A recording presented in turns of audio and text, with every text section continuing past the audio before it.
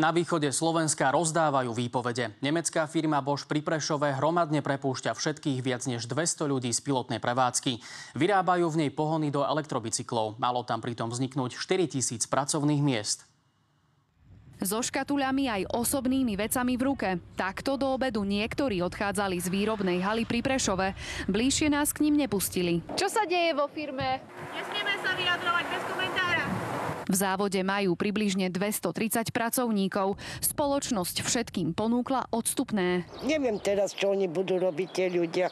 Pozrite, ja tiež nemám pracovať, net peniazy, žiť, treba platiť. Taká je doba blbá, by som povedal. Vždycky je škoda, ak takýto počet ľudí stratí prácu, čiže každý investor je určite vítaný. Na druhej strane si myslím, že tých pracovných príležitostí je dosť. 5 alebo 6 ľudia z našej obce boli tam zamestnaní. Bola aj nejaká pripravená spolupráca do budúcna, že budú aj týmto smerom viac zvýhodňovať našich občanov. Oni dokonca mali myšlienku, že budú zvážať a pripravovať im podmienky, aby tí ľudia sa vedeli naspäť tu z okolitých dedín vrátiť a nájsť si tie pracovné návyky. Mrzí nás, že tento investor odchádza. Spoločnosť rozšírila svoju výrobu o ďalšie kapacity pri Prešove iba v lani. Prepúšťanie však argumentujú aj tým, že si pre znížený dopyt po elektrobicykloch vystačia už iba s výrobou v hlavnom závode v maďarskom Miškolci. Podľa nášho názoru je celé odvetvie v súčasnosti vo fáze konsolidácie, kým sa ponúka a dopyt nevrátia do rovnováhy, čo by mohlo trvať minimálne celý rok 2024.